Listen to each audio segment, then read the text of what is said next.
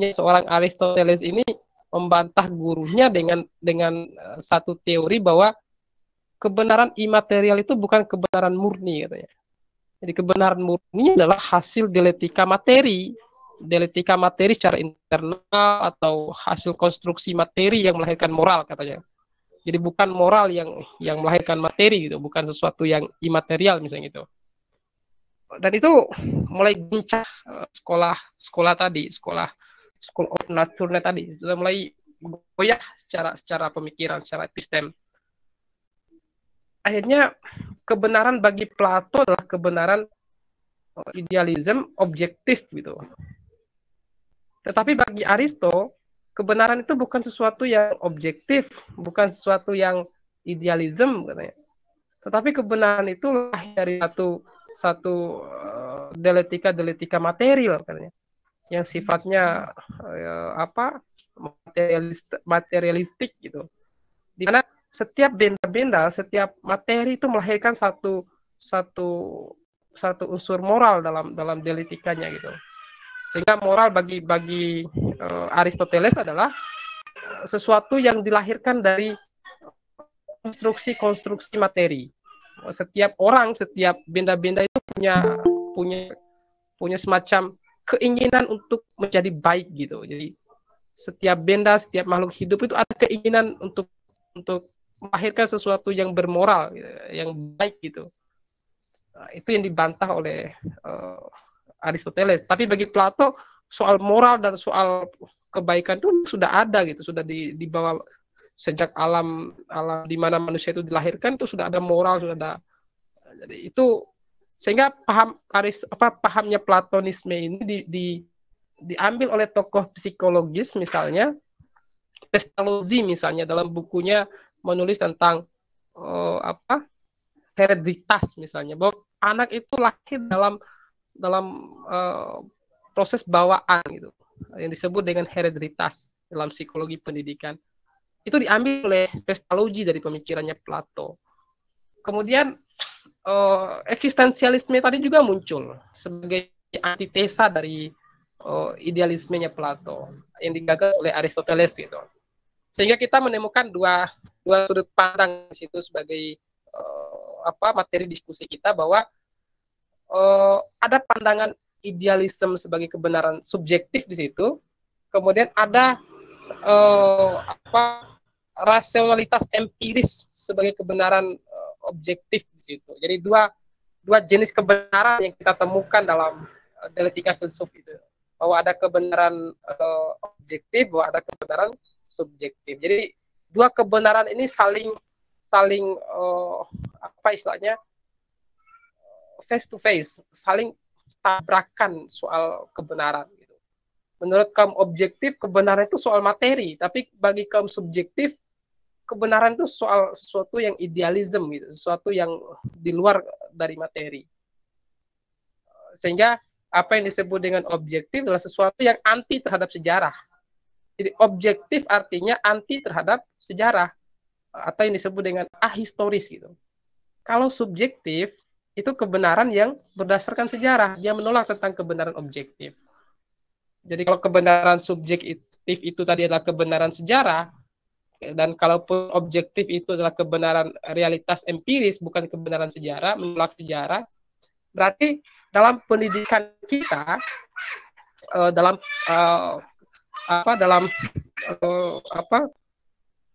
perkembangan pendidikan hari ini, dan kita lihat aliran-aliran yang menganut dua paham ini kan terus berkembang sampai hari ini. Jadi cikal bakar lahirnya banyak aliran pemikiran dalam pendidikan, dalam semua hal itu lahir dari dua konsep besar yang dibangun oleh Plato dan Aristoteles ini. Soal apakah moralitas itu bersumber dari sesuatu yang imaterial, ataukah moral itu lahir dari sesuatu yang material. Jadi semua pahaman pendidikan, pahaman tentang diskursus soal filsafat, pasti orang berkaca pada dua filsuf ini. Jadi filsuf Aristo dan filsuf Platonisme. Setelah kedua ini abad klasik selesai, kemudian muncul agama di situ sebagai antitesa ketiga dari kedua pemikiran ini. Dalam pendidikan, agama-agama ini mulai sensitif gitu, mulai apa istilahnya, mulai merasa bahwa peradaban Yunani itu peradaban yang terlalu apa ya, vulgar soal soal rasionalitas itu, soal Tuhan gitu gitulah, sehingga orang-orang yang beragama, orang-orang yang percaya Tuhan kemudian muncul di situ di selang abad abad Yunani Klusok atau Yunani klasik menuju abad pertengahan itu. Di situ agama bermunculan di situ, Islam kemudian agama-agama yang lain itu muncul di situ dengan satu dalil yang sama. Mereka juga fokus ingin mengajarkan soal kebenaran itu pada manusia, pada peserta didik atau pada anak-anak, itulah kira gitu.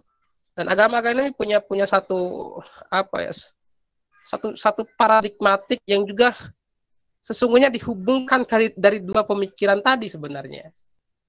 Jadi agama itu lahir dari perkawinan antara rasionalisme dan idealisme. Jadi agama itu lahir dari perkawinan kedua pahaman ini, antara objektif dan subjektif tadi, antara kebenaran idealisme dan kebenaran materialisme. Jadi agama-agama yang muncul setelah abad klasik itu adalah agama-agama yang lahir dari perkawinan kedua pemikiran ini. Pun ada dari doktrin-doktrin yang muncul dalam agama, itu hanya sebagian kecil gitu. Tetapi ketika manusia yang disebut manusia berpikir tadi memikirkan tentang sesuatu, tentang banyak, dia selalu kembali kepada dua kebenaran tadi, apakah kebenaran objektif atau kebenaran subjektif, atau kedua-duanya dikawinkan sebagai sebuah kebenaran. Dalam agama itu udah mengangkat Islam, Kristen, Hindu, Buddha misalnya. Kalau Kristen itu mengambil pahamannya idealisme Plato, sehingga Trinitas itu konsepsi yang dibawa oleh Neoplatonisme ke dalam gereja.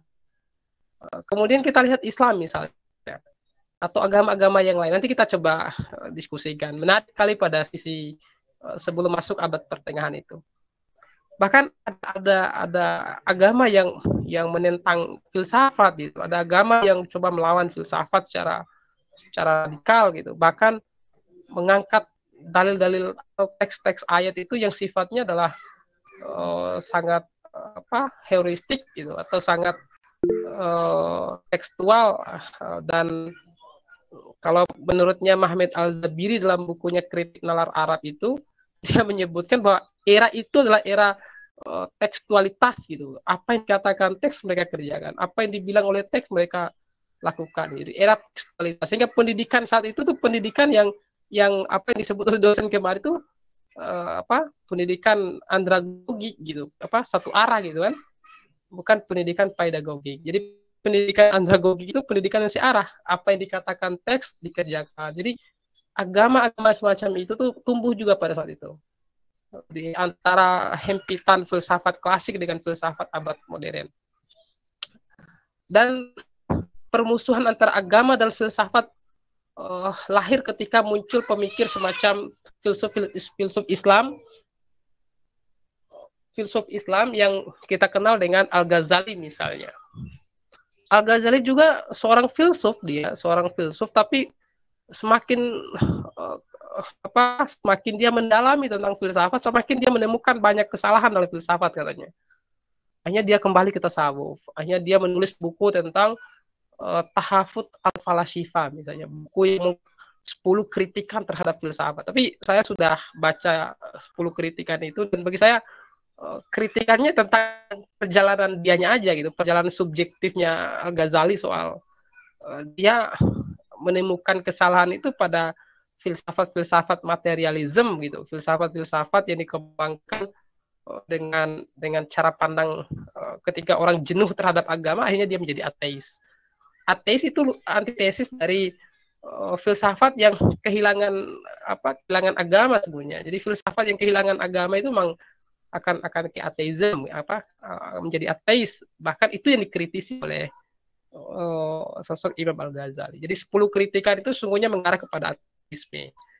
Yang meski dia menyebut bahwa di situ ada filsafat gitu, tapi bagi saya filsafat juga bukan bagian keseluruhan dari ateisme.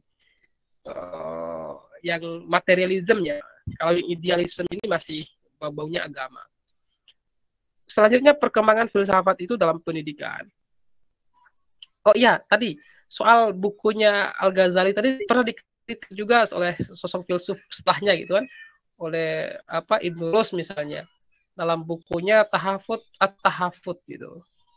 Jadi bukunya Al-Ghazali Tahafut al-Falasifa, kalau bukunya Ibnu Rus Tahafut at-Tahafut. Jadi kalau Al-Ghazali 10 kesalahan dalam berfilsafat, kalau Ibnu Rus menyebutkan filsafat sebagai jalan untuk memperkuat akidah Islam, kira-kira begitulah.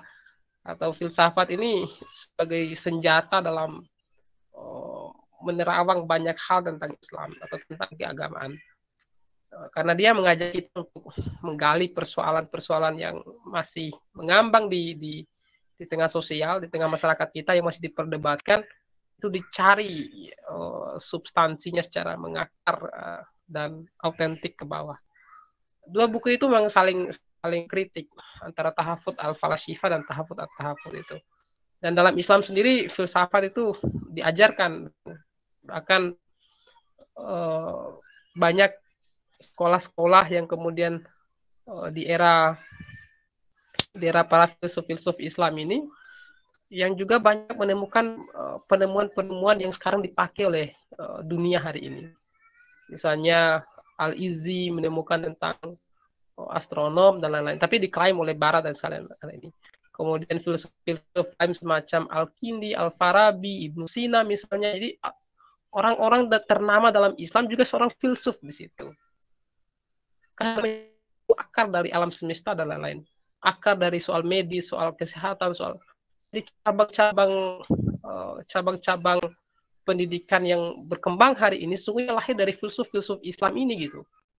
Pemikir-pemikir Islam hari ini gitu. Tapi karena kita ini kan dipotong sejarahnya oleh sekularisme, dipotong oleh pemikiran-pemikiran yang coba menghancurkan Islam dari dalam, dari luar bahkan. Itu yang terjadi di internal Islam kita. Kendati kita anti terhadap filsafat, tapi filsafat menjadi satu senjata bagi filsuf-filsuf Islam dulu itu, sehingga mereka menguasai ilmu pengetahuan. Kemudian kita masuk pada abad pertengahan. Oke, ini yang menarik diskusinya. Di abad pertengahan itu kira-kira abad ke-18, abad ke-19, masuk ke abad ke-20 lah. Kalau kita hari ini kan abad ke-21. Jadi abad ke-18, abad ke-19, kisaran 300 tahun yang lalu, 400 tahun yang lalu. Filsafat kembali muncul, membumi di situ. Ketika di abad sebelumnya, 400-500 tahun yang lalu, kemunculan agama itu menjadi semacam penghalang bagi filsafat untuk membuka kemajuan, untuk membuka peradaban itu terjadi begitu lama. Agama-agama ini menjadi penghalang filsafat, dijadikan sebagai senjata dalam menemukan pembaharuan, peradaban dan sebagainya itu. Tetapi ketika agama mulai beradaptasi dengan dunia apa yang disebut dengan modernis itu, apa yang disebut dengan pembaharuan itu, kemudian muncul tokoh-tokoh filsuf baru di beberapa negara gitu kan, sehingga mereka diakui, kemudian agama kembali membuka diri sebagai satu agama yang kemudian tidak juga anti terhadap kemajuan, tetapi malah mendorong kemajuan dalam struktur agama itu sendiri. Pun ada agama yang masih sangat konservatif, misalnya agama-agama semacam Hindu, Buddha, dan lain-lain itu kan masih konservatif semua, yang tidak mau menerima kebenaran-kebenaran di luar mitos